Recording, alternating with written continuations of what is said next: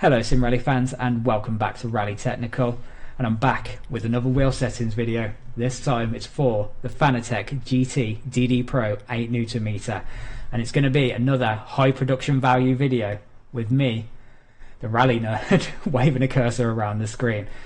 So first off, let's have a look at the wheel lock aspects of it, and for that I'm first going to go into Garage in the game to show you that each car actually has its own authentic lock included in the game. You'll see here that the Hyundai i20 is running at 452 and the Alpha GTA here, which is the highest lock car in the game, at 1332 degrees. That is if you want to run it authentically. However, if you want to run every single car at 540, by all means run it at 540. It's your choice, it's your game, play it your way. But for me personally, I'll be running each car authentically.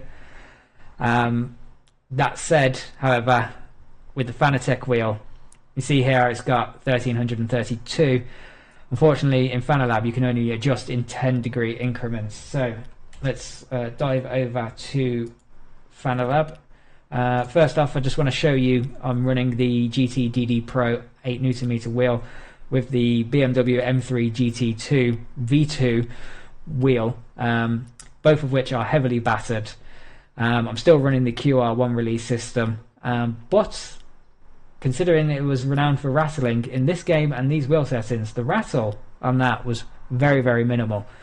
The wheel is practically falling apart. I've worn through the stitching and it's literally flapping around.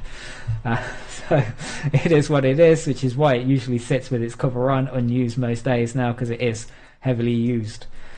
So without further ado, let's dive into the tuning menu. You'll see here that I've got it set at 450 to match the Hyundai i20 Rally 2. Unfortunately, I'm not sure if we can change it. I'll just click on it. No, it's not letting me adjust any figures. So unfortunately we are locked to 10-degree increments.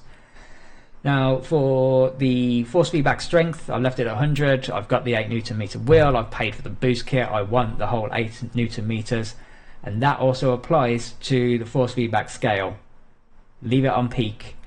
Peak will give you the full 8Nm. If you put it on linear, it will reduce it to 5Nm, which will then completely void the point of having the boost kit on your wheel. So do not have it on linear. Don't pay extra for the boost kit and put it on linear, because that's just stupid. Natural damper, I always end up with about 20% on this, pretty much on every single game. I have had games in the past where I've been at 15 and games where I've been at 25, but 9 times out of 10 I always land on 20. Natural friction, however, I started off at 15 and started ramping this up until it felt like the correct wheel weight, because that's basically what friction is. The wheel friction is just how weighty do you want the wheel. Now you can get the wheel quite weighty, but it will start to feel sticky, and that's where natural inertia comes in.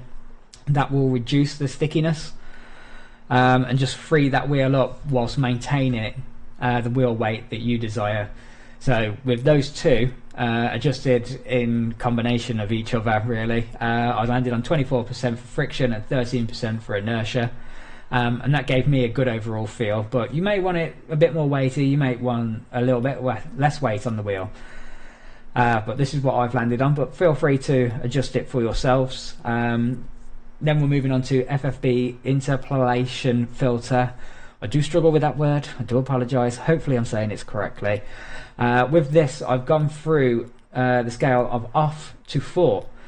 Off, the force feedback felt very grainy all the way through the frequency ranges, so from grass to the big heavy hits, from like landing from jumps, clipping stuff on the inside, stuff like that. So you got your big heavy jolts and then your high frequency bits when you're running over the grass and gravel and stuff like that.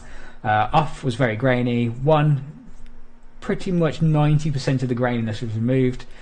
2, running over the grass started to feel numb. 3, running over the grass even number.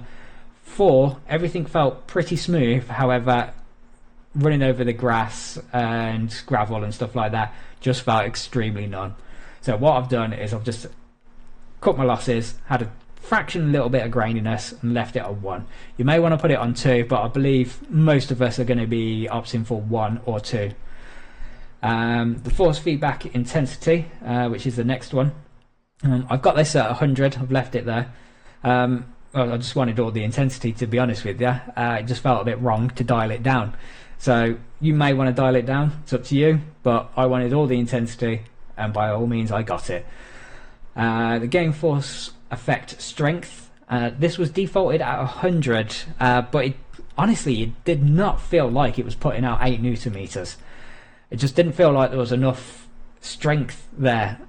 So what I've done is I've upped this to 100, well, upped it to 110 first. I was like, better, but not quite. Fortunately, this let us go to 120, and when I put it on 120, I was like, yes, that feels perfect. But you might want to keep this at 100, it's your call. But at that point, you are pretty much pushing the wheel to its maximum. So if you want to conserve its longevity, keep it at 100. But if you want to go for outright realism, I would say just whack it at 120 personally. Moving on to the next one, which is game spring effect strength. I personally don't like the wheel moving around, moving back to center without me using it or pressing the throttle to get that wheel to return to center.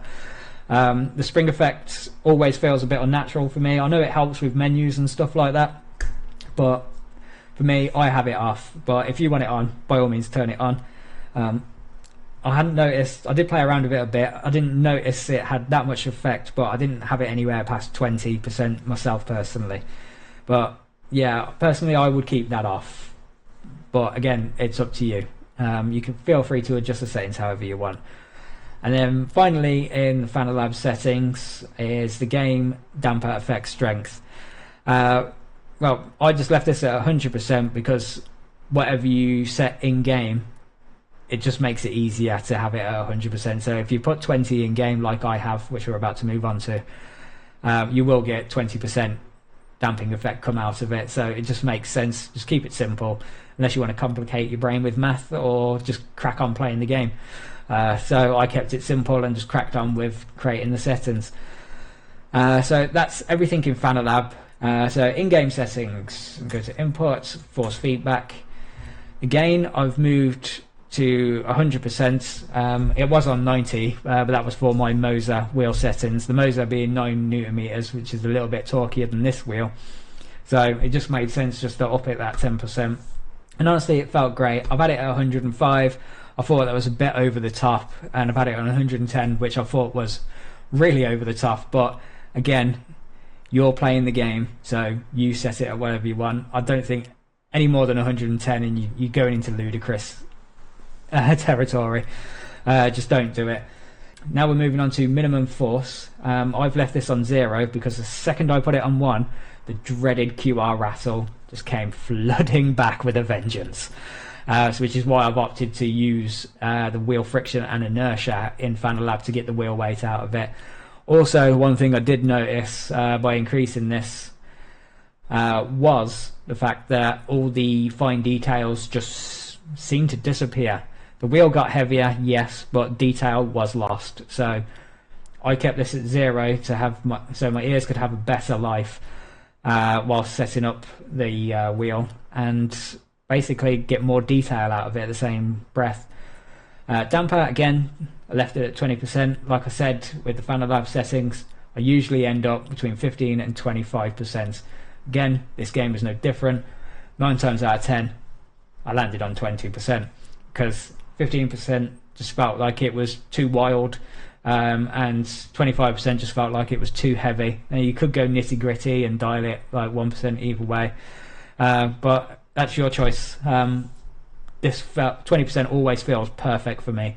And again, the steering lock, I've kept this at 450 because that's what I've got it set at. Now you can set this at 0, but I felt like it was something had gone slightly different the second I put it on 0. But again, it could just be me being oversensitive. But yeah, I just prefer to keep it the same in game and in the wheel settings for the steering lock. And that is all my settings for the Fanatec GT DD Pro 8 Nm on Assetto Corsa Rally. These settings also cover the Fanatec CSL DD 8 Newton meter.